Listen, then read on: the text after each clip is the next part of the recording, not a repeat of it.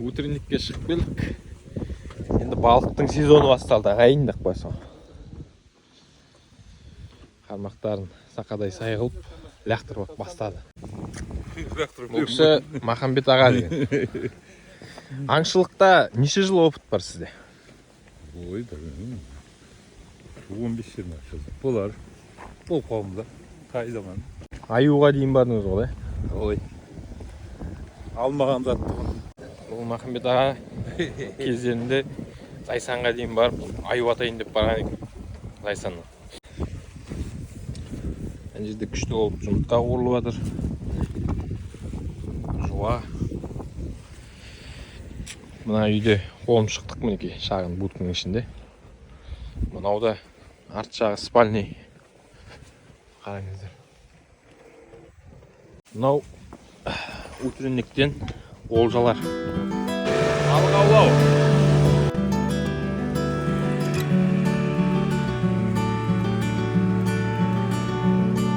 Судың керек екенін шөл дегенде ғана білесің.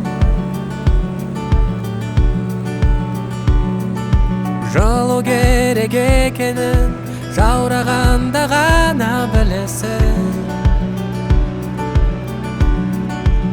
Бағала өмірді бағала, мәңгі деп саныма. Бұл саяхат бірақ қана мезет, қазірден-ақ алшы бәрін түзет. Күдер үзбе бақытты болуға, өзіңе де келіп жетер кезек.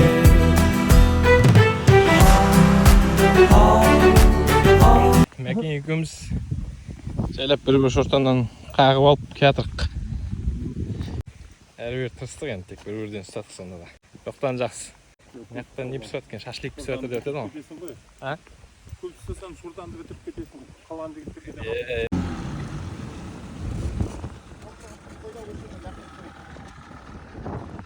Жалпақтал ауылынан 20 шақырым жердеміз. Мына жерде Нұрлыбек бар. Мына жерде Әлбек ағамыз бар.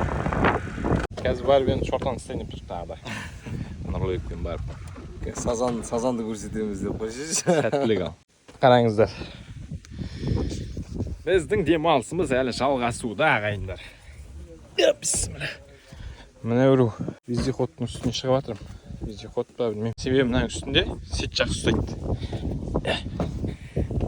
Демалысқа келсек те сет ұстаған жерге жүріп. Нөштедей жаңалықтар көрінбейді, саған жетем дегенше. Атақты тасын ұстап сөйтіп, бірақ атағы бөлінбей, мақсатқа жете.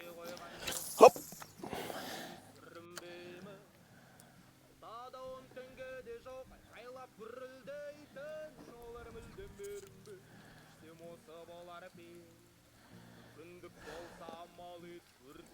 Түгелмей тасты тасқа соғып тал, шағам деп күйді, қызықсаң көктөбеге көлі көрсе.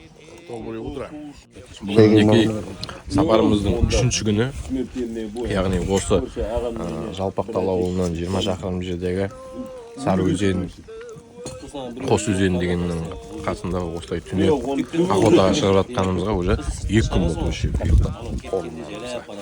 Бәрі тамаша жағдайда өтті. Демалыс ойдағыдай. Енді таңға шығып жатқан жайымыз бар. Әңгімемізді айтып көрдік. Таныстық, білістік, сөйлестік. Жақсы болды. Кәдімгідей калашный болып жатыр. Калашный 7,62 был. Асады ғой.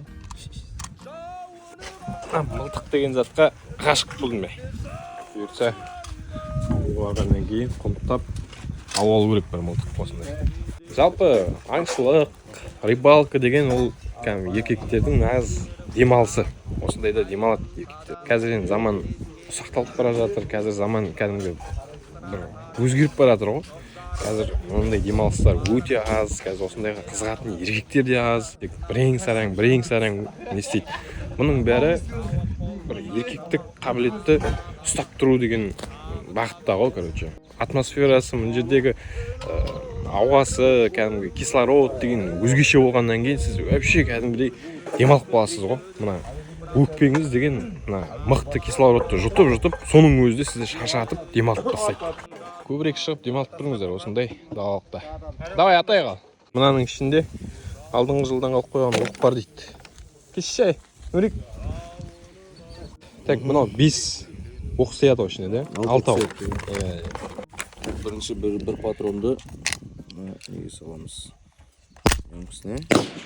Қалғандары астына кете ма? астына кетеді. Мына астына жалпы 5 сет менкіне. Бірақ мен 4-ін саламын. СКС мынандай карабин оқпен қараңыздар. Қалаштың оғы сияқты. Осындай қазір машина. Desperado sitting in an old Monte Carlo. Man whose heart is hollow. Yeah, take it easy. I'm not trying to go against you. Actually, I'm going with you.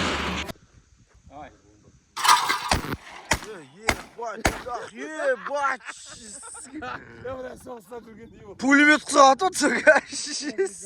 Біздің Махамбет ағамыздың мылтықтарымен таныстырайын сіздерді. Уже опсалық бәрін. Жауып тұрдыңыз, да? Бана бар, шықта. Тек сізде 4 мылтық бар, да? Да. 4-еу. Қандай? СКС, тоз, сайга, столк, тульский. Ол негізімен модельмен бөлінбейді ғой. Например, Оқтың несіне оқ.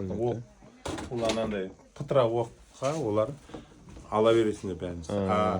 Нарезнойға уже 5 жылдан кейін. Мылтық ұстап үйренгесін 5 жылдан кейін нарезнойға заявление жазасың, сосын аласың. Жалпы негізі оны мылтықты алу, мынандай аңшылықпен айналысу жолдары негізі оңай ғой, да? Тез не істейді? Жоқ, оңай жеңіл дегенде просто есть закон. Законмен барасың, тапсырасың, психологический, наркология бәрін как права секілді өтесің. Саған положено беруге болды. Дүкеннен барып аласың, разрешение аласың, бәрі. Охотничий билетін аласың, сосын аласың. Ода тұрған ештеңе жоқ. Оған армияда случай еткен болу керек деген Ондай жоқ. Бұл ауылдың маңында киіктер көп. Өте көп киіктер деген бір 5 миллионға дейін деп тұр енді өздерінің естуім бойынша. Кәдімгі мына малдардың арасында жүре береді дейді, араласып. Енді киікті атуға болмайды, өздеріңіз білесіздер, оларға бұл жердегі аңшылар тиіспейді, себебі оның сұрақтары көп. Мысалы, қамалып кетсеңіз, сізді 7 жылға дейін, 12 жылға дейін, 15 жылға дейін бас бостандығыңыздан айырып жіберуі мүмкін. Бір киіктің өзі бар ғой. Сол үшін көбісі ешқандай рисковать етпейді. Ол өте қауіпті іс. Сол себепті осылай емін-еркін шауып, былай шауып, киіктер сайраңдап жүре береді. Қайда жүрсің, неғылған адамдар деп сұрап жатқан болсаңыздар, мінекей, қос өзен, мынандай осы охота, рыбалка, жалпы осындай бір еркектердің демалысын ұйымдастырып жүрген мінекей Нұрбек бауырым. Қасында Сұлтан деген бауырымыз бар. Кәдімгідей өздерінің достарсыздар ғой сіздер, да, сонда. Сіздер, мен естуім бойынша, өздеріңіз 2-3 жыл бойы осылай келіп демалып жүрсіздер.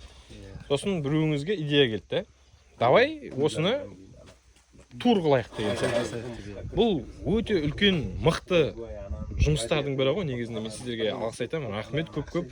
Жалпы кеше өзіңде айтып жатырсың, қазіргі жастар, қазіргі еркектер көп мынандай қызықпайтын болып бара жатыр, ұсақталып бара жатыр деп. Ол өте маңызды тақырып негізінде. Еркек болғаннан кейін аңшылықты білу керек, еркек болғаннан үйінде асырап, үйін қорғап білу керек деген секілді. Мылтықты қалай ұстау керектігін білу керек. Енді Құдай сақтасын, алда не болып кететінін, бірақ дегенмен де соның бәрін білу қажет. Ал сол осы бір аңшылықты, осы балық аулауды насихаттап жүргендеріңізге сіздерге алғыс айтамын екен. Нұрбек деген бауырымыз, оралдық азамат, мына Жалпақтал деген ауылдан болады. Болды. Келіп тұрамыз, хабарласып тұрамыз. Рахмет.